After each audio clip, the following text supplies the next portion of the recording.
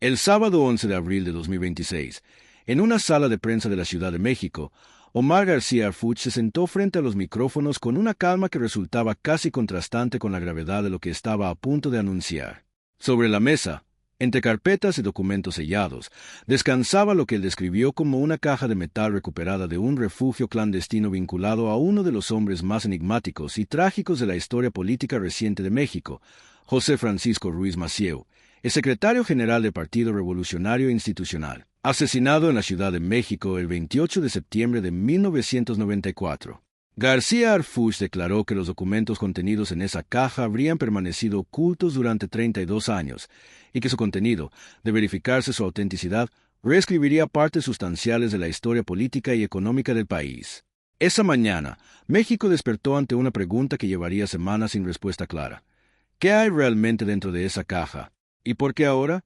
Para entender la magnitud de lo que se afirma haber encontrado, es necesario regresar a un momento específico en el tiempo. México, en 1994, no era un país ordinario atravesando un año ordinario. Era una nación al borde de múltiples fracturas simultáneas. El 1 de enero de ese año, en el preciso momento en que entraba en vigor el Tratado de Libre Comercio de América del Norte, un grupo armado surgido en las montañas de Chiapas se levantó en armas bajo el nombre del Ejército Zapatista de Liberación Nacional. El gobierno de Carlos Salinas de Gortari, que llevaba 6 años presentando a México como un país moderno listo para integrarse al mundo desarrollado, se encontró de pronto ante la imagen de una rebelión indígena que contradecía el relato oficial desde sus cimientos. Pero eso fue solo el comienzo. El 23 de marzo de ese mismo año, Luis Donaldo Colosio, candidato oficial del PRI a la presidencia de la República y heredero designado del proyecto salinista, fue asesinado a tiros en Lomas Taurinas, un barrio popular de Tijuana, durante un mitin de campaña. La muerte de Colosio no fue simplemente el homicidio de un político. Fue la muerte de la imagen de estabilidad que el régimen había construido durante décadas. El sistema político mexicano, acostumbrado a transmitir el poder sin sobresaltos, a seleccionar candidatos únicos y garantizar victorias electorales, se encontró frente a un vacío que no sabía cómo llenar. Y luego, el 28 de septiembre, cayó Ruiz Massieu. José Francisco Ruiz Massieu no era un funcionario menor. Era el secretario general del PRI, el partido que había gobernado México sin interrupción desde 1929, y era cuñado de Carlos Salinas de Gortari, habiendo estado casado con su hermana durante años. Era, en el lenguaje del sistema, un hombre del círculo más interno de poder. Su asesinato, perpetrado frente a un hotel del centro de la ciudad cuando se disponía a acudir a una reunión, sacudió al país con una intensidad que pocos eventos habían logrado antes.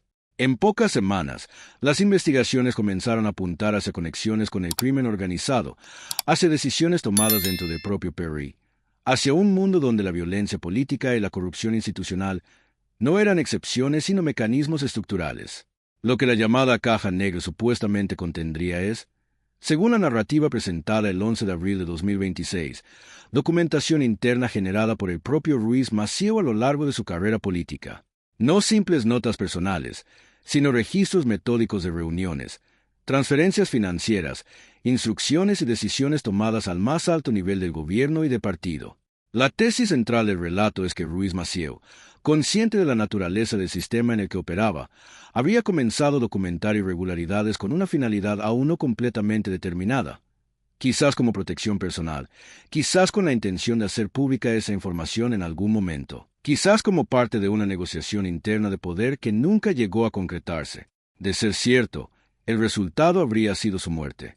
Esa es la hipótesis que recorre el relato con mayor peso, que Ruiz Massieu fue asesinado no simplemente por celos políticos o por disputas internas del PRI, sino porque representaba una amenaza concreta para el sistema. Un hombre que sabía demasiado. Un hombre que había comenzado a escribirlo todo.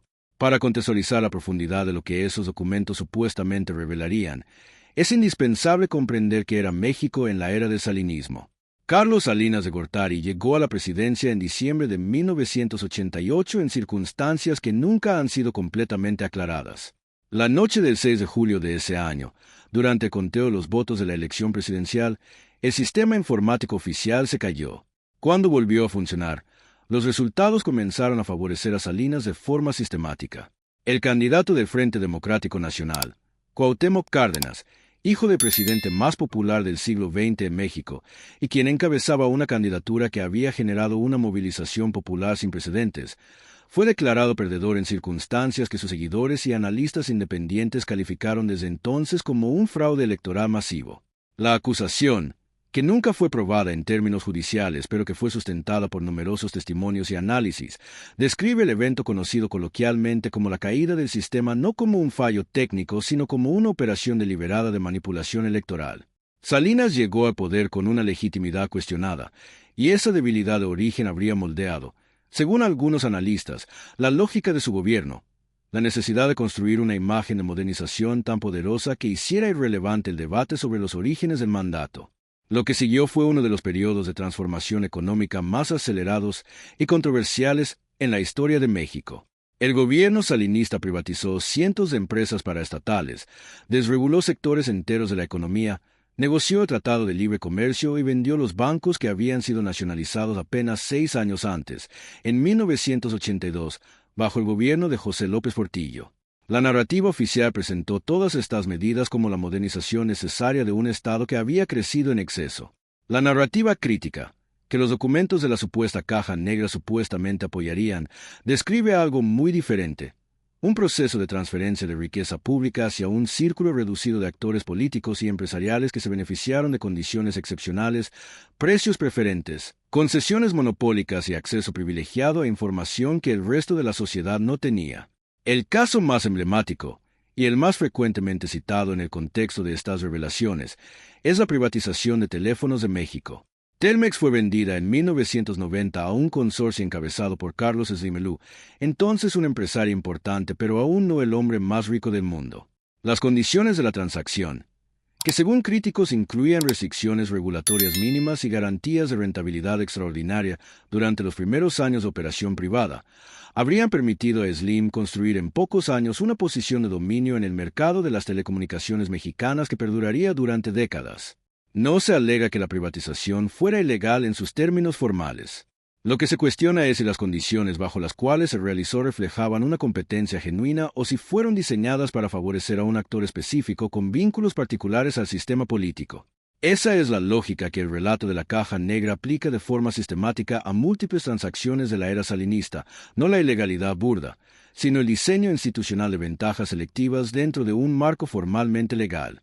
El resultado habría sido una concentración de riqueza sin precedentes en manos de un grupo reducido de familias y actores con acceso a poder político, mientras el resto de la sociedad recibía los beneficios retóricos de la modernización sin participar en sus ganancias reales.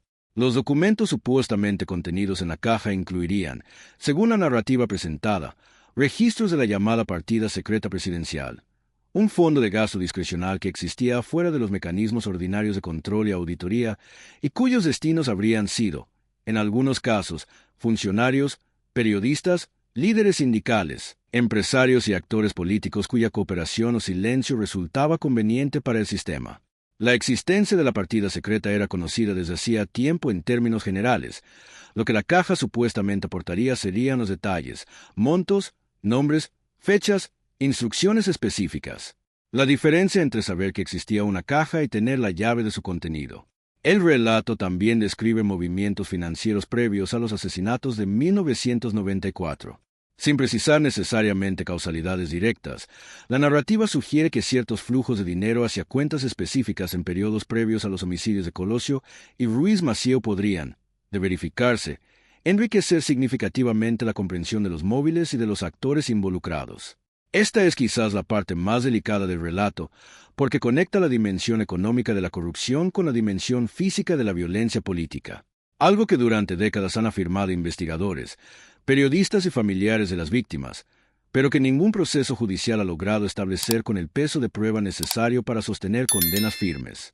La figura de Raúl Salinas de Gortari, hermano del expresidente, emerge en este contexto con una centralidad que tampoco es nueva pero que los supuestos documentos intentarían reforzar con evidencia interna. Raúl Salinas fue detenido en 1995, acusado inicialmente de haber ordenado el asesinato de Ruiz Massieu. Las investigaciones posteriores, incluyendo las realizadas por autoridades suizas que encontraron en cuentas bancarias de ese país fondos de origen no explicado vinculados a su nombre, abrieron interrogantes sobre su papel como operador financiero del sistema. La justicia mexicana tuvo una relación errática con su caso, condenado, absuelto, vuelto a investigar. El caso de Raúl Salinas de Gortari es, en sí mismo, un espejo del modo en que México ha procesado o evitado procesar los escándalos del pasado reciente. La crisis de diciembre de 1994 representa quizás el momento donde todas las tensiones acumuladas durante el sexenio salinista convergieron con consecuencias devastadoras para millones de mexicanos. Ernesto Zedillo tomó posesión de la presidencia el 1 de diciembre de ese año, heredando una economía que presentaba desequilibrios fundamentales que el gobierno saliente había preferido no resolver antes de la transición. El tipo de cambio del peso frente al dólar llevaba meses siendo sostenido artificialmente mediante la venta de reservas internacionales del Banco de México. Cuando las reservas alcanzaron un nivel crítico, el nuevo gobierno se vio forzado a devaluar la moneda de forma abrupta. Lo que siguió fue uno de los colapsos económicos más severos de la historia moderna de México. El peso perdió la mitad de su valor en pocas semanas. Las tasas de interés se dispararon a niveles que hacían impagables las deudas de millones de familias y de miles de empresas.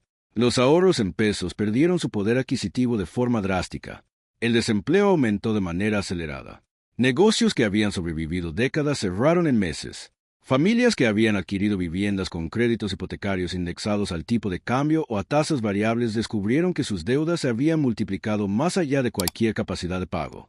El llamado error de diciembre, frase acuñada por el propio Zedillo que intentaba atribuir la responsabilidad al gobierno anterior, marcó el inicio de lo que se conocería como el efecto tequila, una crisis que se extendió por buena parte de América Latina. La narrativa de la caja negra incorpora un elemento que, de sustentarse con evidencia documental, elevaría la gravedad del asunto a un nivel diferente. La alegación de que ciertos empresarios y actores con vínculos al sistema habrían recibido información privilegiada sobre la inminencia de la devaluación, lo que les habría permitido proteger sus capitales, salir del peso, convertir activos al dólar o tomar posiciones financieras que los blindaron de la tormenta que se avecinaba.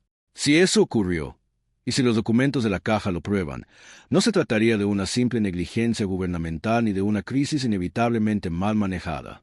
Se trataría de algo más oscuro, la apropiación anticipada de información pública para beneficio privado mientras el resto del país era dejado sin advertencia alguna. Las consecuencias sociales de la crisis de 1994 y 1995 no pueden describirse únicamente en términos macroeconómicos. Detrás de los indicadores está la textura de millones de vidas alteradas, familias que perdieron sus ahorros de décadas, trabajadores que fueron despedidos de empresas que no pudieron sobrevivir el alza de tasas, pequeños empresarios que vieron evaporarse en semanas negocios construidos a lo largo de años, agricultores endeudados con créditos que se volvieron impagables. El tejido social de muchas comunidades fue dañado de formas que no aparecen en las estadísticas oficiales de recuperación económica que el gobierno de Zedillo presentaría pocos años después. La respuesta institucional a la crisis bancaria incluyó la creación del Fondo Bancario de Protección al Ahorro, conocido universalmente como el FOBAPROA. Este mecanismo, diseñado para evitar el colapso del sistema bancario mexicano, terminó transfiriendo al Estado, es decir, a los contribuyentes mexicanos, cargas de deuda que en su origen eran privadas, incluyendo créditos otorgados con criterios cuestionables, préstamos a partes relacionadas y operaciones que los auditores encontrarían años después como irregulares. El debate sobre el FOBAPROA dividió al país políticamente durante años. Lo que se sabe con certeza es que su costo fue enorme y que ese costo fue pagado por la sociedad en su conjunto, mientras que quienes habían incurrido en las deudas problemáticas encontraron mecanismos de salida que no estuvieron disponibles para los deudores ordinarios. Los documentos que supuestamente integran la caja negra incluirían, según el relato presentado por García Harfuch, evidencia de la participación de funcionarios del área económica del gobierno salinista en decisiones que habrían facilitado estas dinámicas. Los nombres de Jaime Serrapuche, secretario de Hacienda durante los primeros días del gobierno de Zedillo y responsable inicial del manejo de la devaluación, y de Pedro Aspe, quien había sido el arquitecto de la política económica durante el sexenio de Salinas, aparecen en el contexto de una red de decisiones interconectadas que habrían configurado el escenario de la crisis. La narrativa no los acusa necesariamente de conducta ilegal en términos directos, pero los sitúa dentro de un sistema de toma de decisiones cuyas consecuencias sobre la distribución de la riqueza y el dolor social habrían sido profundamente asimétricas. Una pregunta que el relato plantea con fuerza es por qué 32 años no fueron suficientes para que México procesara judicialmente estos hechos de manera completa. La respuesta que se ofrece no es simple ni cínica, sino estructural. Cada gobierno que sucedió a de Salinas enfrentó dilemas específicos respecto a la reapertura de estos expedientes.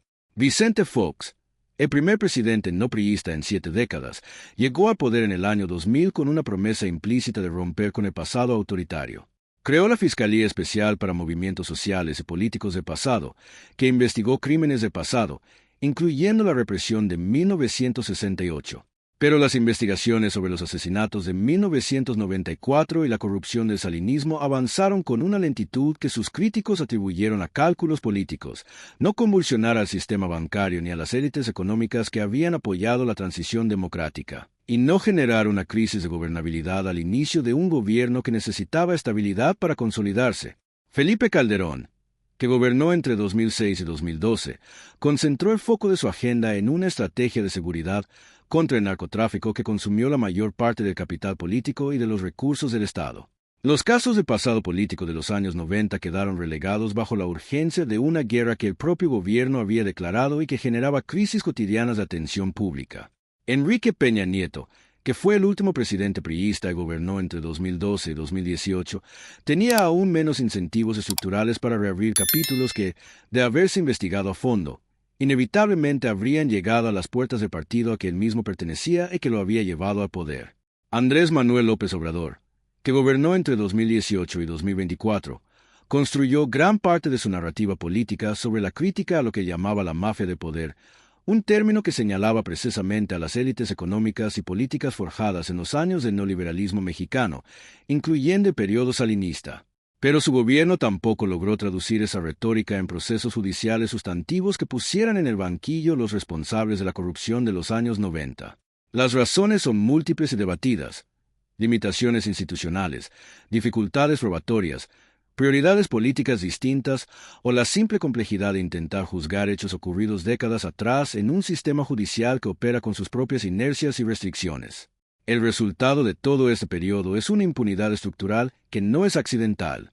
Es el producto acumulado de decisiones tomadas por múltiples actores a lo largo de décadas, cada uno de los cuales encontró razones suficientes para no empujar demasiado fuerte en una dirección que inevitablemente incomodaría a actores con poder real en el presente. La narrativa de la caja negra sugiere que los documentos contenidos en ella habrían tenido, de divulgarse en su momento, consecuencias políticas de enorme magnitud.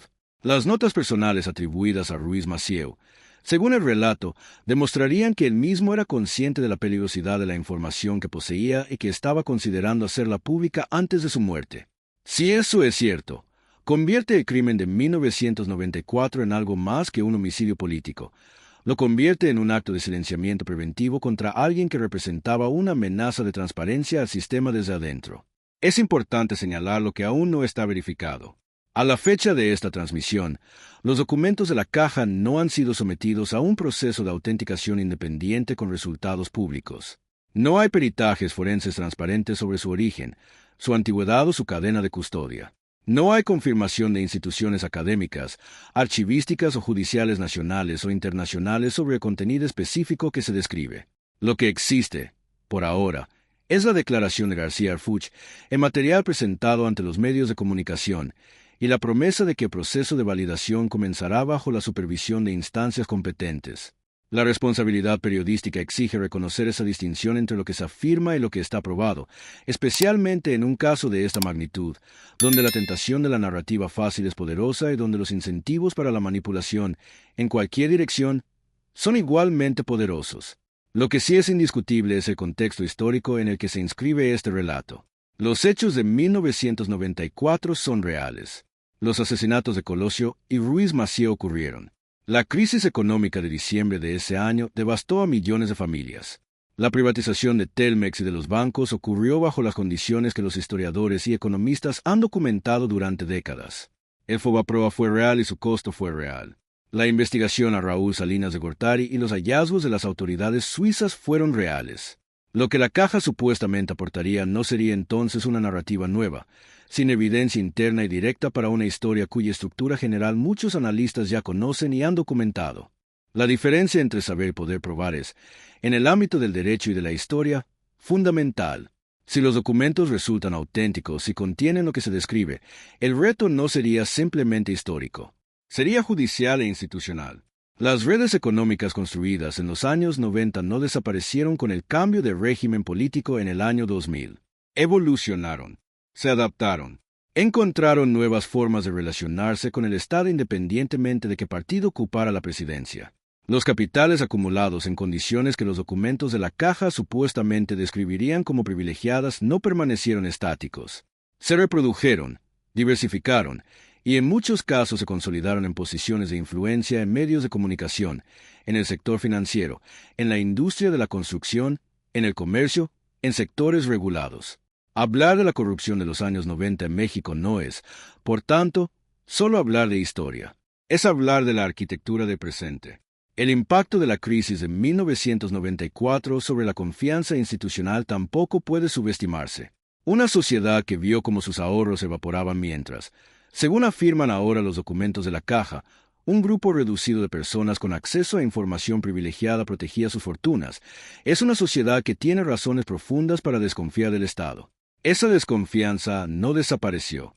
Se transmitió entre generaciones como una forma de escepticismo sistémico ante cualquier promesa pública, ante cualquier reforma anunciada, ante cualquier figura política que prometiera representar los intereses comunes por encima de los particulares.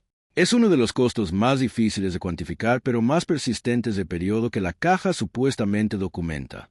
La pregunta que México deberá responder en las semanas y los meses que siguen no es simple. No se trata solo de determinar si los documentos son auténticos. Se trata de decidir, como sociedad y como sistema institucional, qué hacer con esa autenticidad si se confirma. Si el contenido de la Caja corrobora lo que el relato afirma, surgirán de inmediato tensiones entre la necesidad de justicia, la factibilidad jurídica de perseguir hechos ocurridos hace más de 30 años, la estabilidad de actores económicos cuya fragilidad podría generar consecuencias sistémicas, y los derechos procesales de personas a quienes se señalaría sin haber sido juzgadas. No hay respuestas sencillas a esas tensiones. Las sociedades que han procesado con mayor profundidad sus pasados de corrupción y violación de derechos han tenido que construir mecanismos específicos, comisiones de la verdad, fiscalías especializadas, procedimientos de justicia transicional, combinaciones de responsabilidad penal y reconocimiento histórico que permitan avanzar sin negar la gravedad de lo ocurrido. México tendría que decidir si está preparado para recorrer ese camino, sabiendo que implicaría confrontar a actores que aún tienen peso y recursos, y que la resistencia no vendría solo de individuos sino de estructuras. Lo que queda claro, independientemente del resultado final de la verificación de los documentos, es que el año 1994 nunca fue completamente cerrado en el inconsciente colectivo mexicano. Los asesinatos de ese año, la crisis económica de ese mismo año, las elecciones de 1988 que lo precedieron, el sistema que los hizo posibles, todo ello forma una herida que el tiempo ha cubierto con capas de normalidad pero que no ha sanado. Cada cierto tiempo algo la reactiva. Un proceso judicial, una investigación periodística, un testimonio, una declaración política. La supuesta apertura de la Caja Negra de Ruiz Massieu, el 11 de abril de 2026, es el más reciente de esos eventos. Y quizás, si los documentos resultan ser lo que se dice que son, el más significativo hasta ahora. La historia de México es, en buena medida, la historia de lo que permanece sin decirse, de los expedientes que se archivan antes de completarse, de las investigaciones que se abren y se cierran según cambian los vientos políticos, de los testigos que guardan silencio, de los documentos que desaparecen.